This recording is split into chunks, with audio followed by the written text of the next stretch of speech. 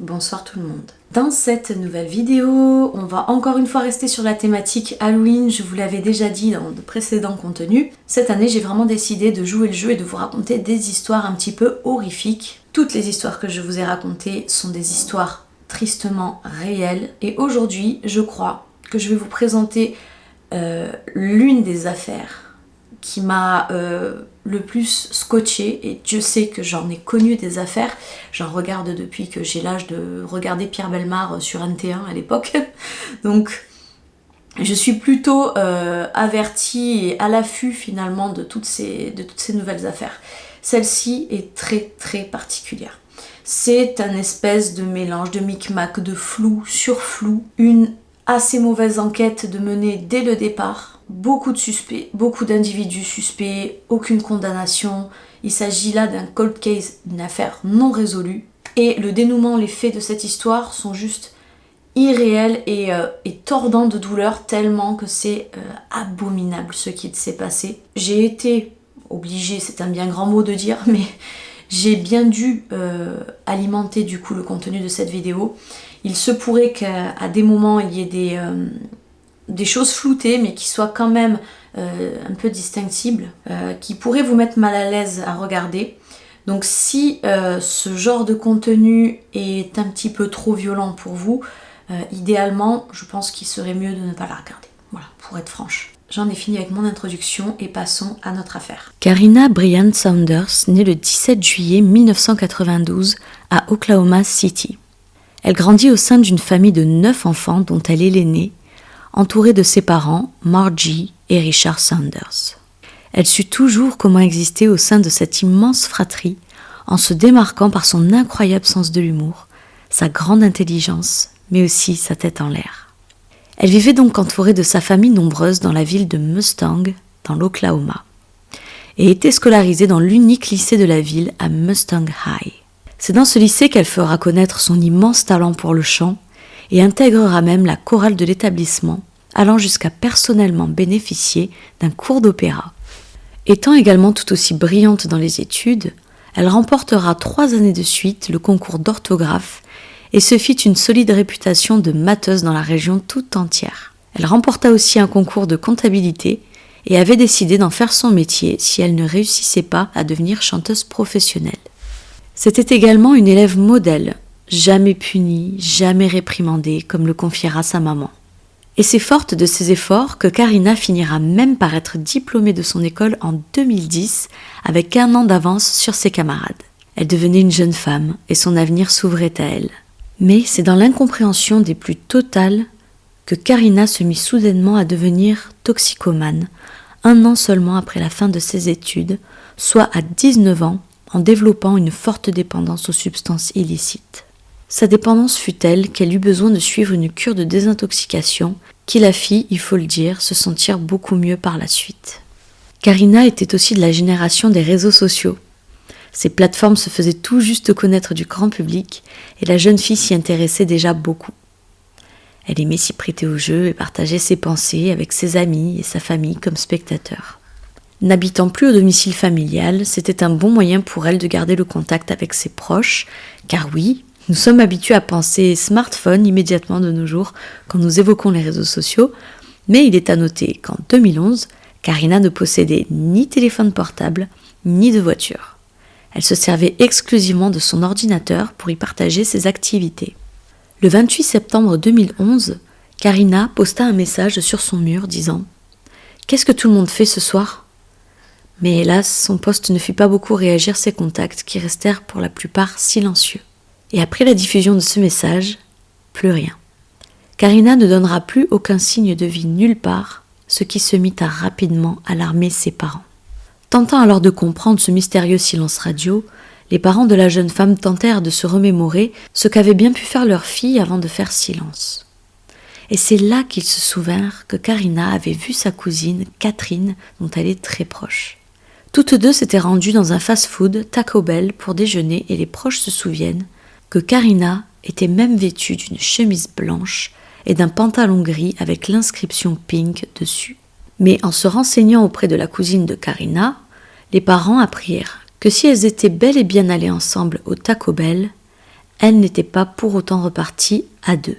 En effet, Karina devait repartir avec une connaissance à elle, un homme beaucoup plus âgé qu'elle, nommé Kenny. Kenny n'était pas totalement un inconnu, car elle avait déjà eu l'occasion d'évoquer plusieurs fois son prénom auprès de ses proches, mais même s'il lui était arrivé d'évoquer le prénom de Kenny, le temps d'une ou deux conversations, pour autant, personne ne connaissait vraiment la nature de leur relation. Était-ce un ami, un amant, un voisin ? Ce n'est que plus tard que le fameux Kenny sera identifié comme étant impliqué dans un plan de sexe rémunéré avec Karina. Mais même cette explication restait floue car nous ignorons s'il en était le proxénète ou s'il était plus simplement le client. D'autres informations éclairciront un petit peu les faits en révélant qu'il aurait déjà promis de faire de Karina une star du porno, ce qui semblait d'ailleurs attirer la jeune femme. Il aurait apparemment eu pour habitude de solliciter Karina pour des plans de prostitution et de vidéos au contenu pour adultes. Pour l'heure, il restait la dernière personne à avoir vu vivante la jeune femme. Il fit donc interroger au poste de police et déclara ce qui suit. « Je l'ai récupérée au Taco Bell, nous avons traîné un peu ensemble et j'ai fini par la déposer dans un complexe d'appartements à Bethany. Mais une semaine après avoir été déposée dans le complexe d'appartements indiqué par Kenny, les mouvements de Karina semblent devenir de plus en plus intraçables. Elle fut pourtant aperçue par un ancien camarade de lycée dans ce fameux complexe d'appartements, qui confirmait donc les déclarations de Kenny. Ce camarade déclara qu'au-delà de l'avoir aperçue, il a eu un contact direct avec elle. Elle était, selon ses dires, en train de balayer du gravier dans un escalier. Elle l'aurait vu, salué et pris dans les bras, en lui disant qu'elle donnait un coup de main à l'homme à tout faire de l'immeuble, car elle vivait avec lui et son fils. Plus tard, cette même journée, ils se seraient recroisés une nouvelle fois, et c'est ainsi qu'en étant plus attentif, il se rendit compte que Karina n'avait pas mangé depuis quelques jours. Il proposa alors de lui apporter à manger et à boire, et c'est en allant lui chercher de quoi se restaurer qu'il réalisa qu'en vérité, Karina vivait du seul contenu de son sac, où elle y rangeait ses effets personnels. Voyant son ami dans une situation précaire et sans doute baignée de honte, il décida de lui offrir un sac de sport bien plus grand que celui qu'elle avait, et ce geste l'aurait profondément touchée. Le jeune homme continua à apercevoir Karina encore 2 ou 3 jours au sein du complexe, mais elle finit par en disparaître, sans qu'il ne la recroise plus jamais. Et c'est en se basant sur le témoignage de cet ami de lycée que les enquêteurs étaient formels. Karina devait être encore vivante le 8 octobre, et effectivement, ce jour-là, la jeune femme avait été repérée sur une caméra de vidéosurveillance sur le parking du Newcastle Casino Gaming Center à Bethany, Oklahoma. Sur les images, nous la voyons monter à bord d'un camion type pick-up rouge contenant un groupe d'hommes à l'intérieur. Un seul d'entre eux a pu être aperçu car il était brièvement sorti du camion. Le signe distinctif qui fut remarqué sur lui étaient ses tatouages étendus sur ses 2 bras. Mais non très loin du camion, une autre voiture garée, contenant cette fois-ci un groupe de femmes, semblait alerter Karina afin qu'elle ne monte pas dans le camion rouge avec ces hommes. Mais la jeune fille ne se laissa pas dissuader et finit par monter. Un rebondissement vint alors semer la panique au sein de la famille de Karina le 9 octobre 2011, quand sa proche cousine Catherine se souvint alors avoir reçu un SMS qui semblait indiquer que quelque chose de grave pouvait être arrivé à Karina. L'auteur de ce SMS était un prénommé Kyle, une connaissance de Karina depuis 2 ans. Lui et la disparue avaient justement échangé des messages les semaines précédant sa disparition. Et quant au SMS qui avait été envoyé à Catherine, il était le suivant. « Je vais t'enterrer à côté de Karina ». Quand le jeune homme fut confronté à ce SMS, il dira que ce message a été sorti de son contexte et n'a donc plus le même sens. Il ira même jusqu'à dire qu'il n'avait aucune idée de qui était le destinataire de ce message. Les explications de Kyle autour de ces SMS resteront donc très floues, mais il s'en défendra en accusant le coup. Pour lui, ce n'est qu'un malentendu et une mauvaise coïncidence. Le 10 octobre, la maman de Karina ne tenait plus. Elle décida alors d'afficher des avis de recherche un peu partout dans la région, tentant le tout pour le tout. Pour elle, quelque chose de terrible était forcément arrivé. Après tout, rester 1 semaine sans poster sur les réseaux sociaux et sans donner de nouvelles à ses propres parents, c'est tout de même très préoccupant. Et ce sera malheureusement 3 jours plus tard qu'une association de secours animal, étant partie en opération à Bethany afin de venir en aide à des chats sauvages, que durant cette intervention, des volontaires de l'association repérèrent un grand sac de sport abandonné tout près d'un autre sac à linge plus petit.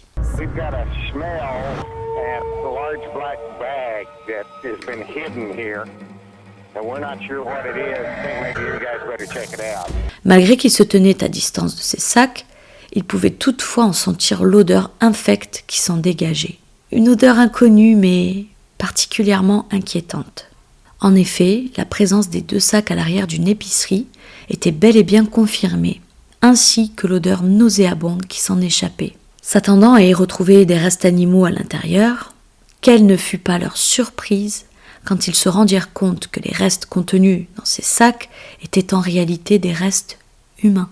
Après identification de ces restes par un légiste, il en conclua qu'il s'agissait là même de restes d'une très jeune femme, et cette jeune femme finira par être identifiée comme étant Karina Saunders.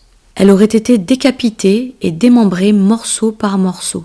Chacun de ses membres avait été soigneusement emballé dans du film cellophane et rangé dans le sac de sport. Quant à sa tête, elle aurait été mise dans le petit sac à linge juste à côté.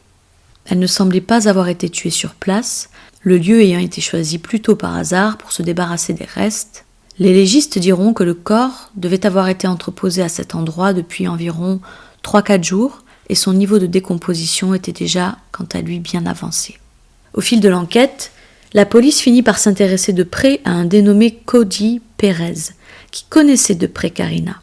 Car en effet, le jeune homme avait pris la fuite le jour où la jeune femme avait été portée disparue, mettant en gage du jour au lendemain sa collection de couteaux à un brocanteur. Il avait fui en autostop et se dirigeait vers la Californie.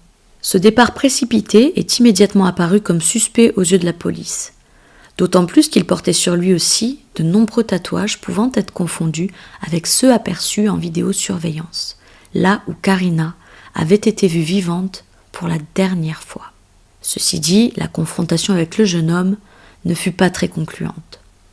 Il reconnaissait en effet s'en être allé précipitamment, mais suite à une querelle avec un homme, dira-t-il, et que la disparition de Karina n'était une nouvelle fois que pure coïncidence.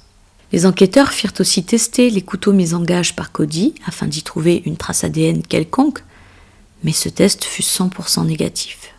Au total, plus de 80 individus seront interrogés dans le cadre de l'enquête, mais aucun d'entre eux n'apparaissait comme étant véritablement suspect.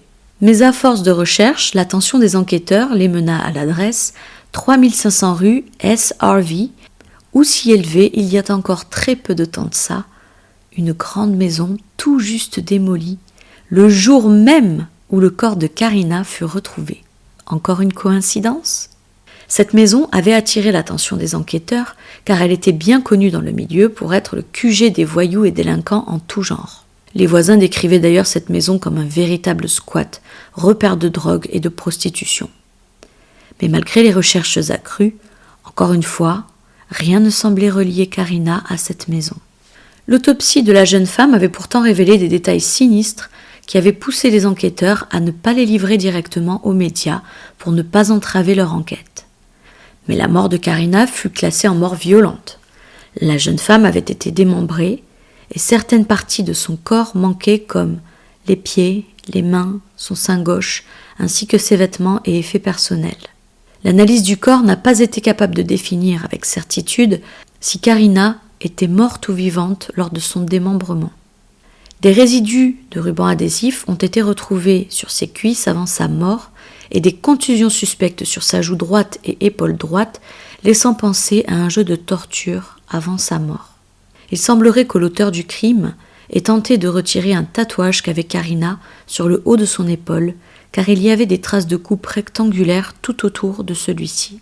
Les cheveux de la jeune femme avaient aussi été coupés très courts pour une raison inconnue, et des pathologistes avaient émis l'hypothèse que Karina avait sans doute été droguée avant sa mort, grâce à une étude toxicologique post-mortem de son foie.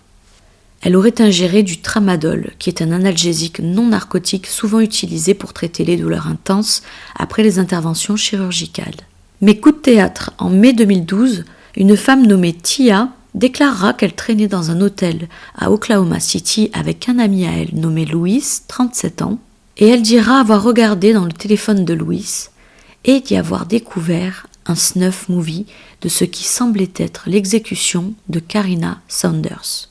Un snuff movie, si jamais vous ne savez pas de quoi il s'agit, est un court ou long métrage mettant en scène de la pornographie, de la torture, du viol et ou du meurtre.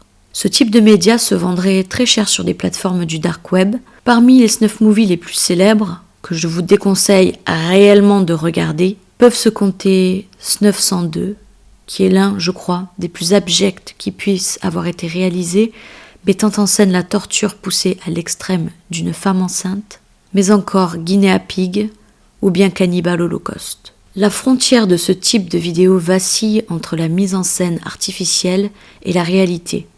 Il est parfois même impossible de savoir si ce que nous regardons est vrai ou faux. Donc, la vidéo qu'aurait vue Tia serait extrêmement graphique et elle aussi impossible à regarder, décrite comme une boucherie brutale et prolongée qui entraîna la mort de la jeune femme. Le lieutenant chargé de l'affaire ira jusqu'à déclarer que l'ami de cette fameuse Tia, Louis, aurait pu être la personne ayant coupé les pieds de Karina Saunders. Le 5 juillet 2012, 2 suspects furent accusés du meurtre au premier degré de la jeune femme, le fameux Louis et un certain Jimmy, 33 ans. Ces 2 hommes avaient plusieurs antécédents judiciaires essentiellement liés à la drogue. Certaines déclarations de proches diront que ces 2 individus étaient aussi concernés dans de la traite d'êtres humains et potentiellement aussi du meurtre. Un peu plus tard, une autre femme se manifesta après Tia, Michelle. Et Michelle affirme aux enquêteurs avoir déjà été kidnappée par Louis et Jimmy, l'ayant forcée à regarder l'exécution en direct de la pauvre Karina. Ce n'est que lors d'un moment d'inattention de la part de ses ravisseurs qu'elle réussit à s'enfuir par une fenêtre et se livrer plus tard à la police. Michelle expliquera que le fait d'avoir été forcée à assister au démembrement de Karina était en réalité un avertissement censé lui montrer ce qui pouvait lui arriver si elle ne se prêtait pas au jeu en faisant exactement ce qu'il lui dirait de faire. Michelle data donc l'exécution de Karina au 11 octobre 2011 et affirma qu'elle avait bel et bien eu lieu dans la maison récemment détruite déjà explorée par la police. Un peu plus tard, un compagnon de cellule de Jimmy confia que l'homme lui avait confessé son implication dans l'assassinat de Karina en duo avec Louis. Les enquêteurs semblaient avoir visé juste et à 2 doigts de résoudre cette affaire. Sauf que malheureusement, les enquêteurs ont rapidement été accusés de baser leur jugement sur de simples témoignages plutôt que sur de véritables preuves. Les témoins elles-mêmes avaient été accusés de ne pas être fiables et par conséquent de poser problème quant à la crédibilité de leurs propos. Alors les enquêteurs redoublèrent d'efforts pour tenter de prouver que la fameuse vidéo dont avait parlé Tia existait bel et bien. Ils réquisitionnèrent les téléphones, cartes SD, appareils photo, ordinateurs, disques durs et tout autre support afin de cimenter leurs arguments, mais rien. Ils n'eurent pas été capables de trouver quoi que ce soit. Soit cette vidéo n'avait jamais existé, soit elle avait été méthodiquement éliminée pendant le laps de temps qu'il y eut entre la découverte de l'existence de ce snuff movie et la perquisition du matériel. Et c'est alors que Tia, qui s'était montrée pourtant comme étant la plus crédible dans son témoignage, décida brutalement de changer sa déclaration. Elle ne dira plus avoir vu la vidéo de ses propres yeux, mais en avoir vaguement entendu parler, de la part d'un autre ami. L'enquête s'éternisa jusqu'en 2013, et les accusations retenues contre Louis et Jimmy s'effondraient de jour en jour, jusqu'à ce que toutes les charges retenues contre eux finirent par être rejetées, faute de preuves. Louis fut relâché de prison après 7 mois de détention, et Jimmy, quant à lui, resta incarcéré pour implication dans un trafic de drogue en dehors de l'affaire Saunders. Louis voulut intenter une action en justice contre le département de police afin de dénoncer les méthodes trompeuses et illégales des officiers dans le but de fabriquer de toutes pièces une affaire pénale. Et ce n'est que 5 ans après la mort de Karina, qu'après avoir repris l'enquête depuis le début, que les enquêteurs décidèrent de s'intéresser au fameux Kenny Richards, souvenez-vous, le fameux ami bien plus âgé que Karina, qui était venu la récupérer au Taco Bell. C'était lui qui disait avoir traîné un moment avec la jeune fille avant de la déposer au complexe d'appartements. En se renseignant davantage, les enquêteurs découvrirent que ce même Kenny avait déclaré le décès d'une autre jeune femme, danseuse exotique en 2012, soit moins d'1 an après la mort de Karina. Il n'avait alors pas été accusé de la moindre implication là non plus, mais il faut avouer que le lien entre les 2 jeunes femmes décédées en un laps de temps très court autour de Kenny laissa planer tout de même quelques doutes.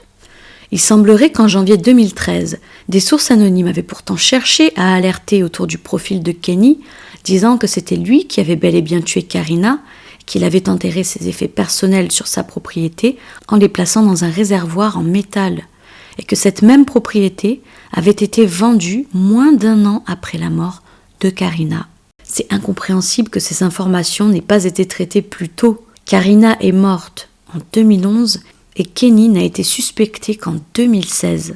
Durant cette nouvelle enquête, un téléphone portable ayant appartenu à Kenny au moment des faits lui fut perquisitionné et les enquêteurs découvrirent à l'intérieur une photo inédite de Karina, jamais dévoilée encore à ce jour, mais qui aurait suscité un regain d'intérêt pour l'enquête. Et curieusement, lors d'une fouille dans l'ancienne propriété de Kenny, on y trouva des vêtements et autres effets personnels féminins enterrés à l'intérieur d'une ancienne fosse septique, une découverte assez proche de la description donnée par la source anonyme en 2013. Mais pour autant, Kenny ne fut pas accusé de meurtre. Personne ne connaissait clairement son statut envers Karina en 2011, et malgré une forte suspicion, encore une fois, le manque d'éléments le laissa en liberté.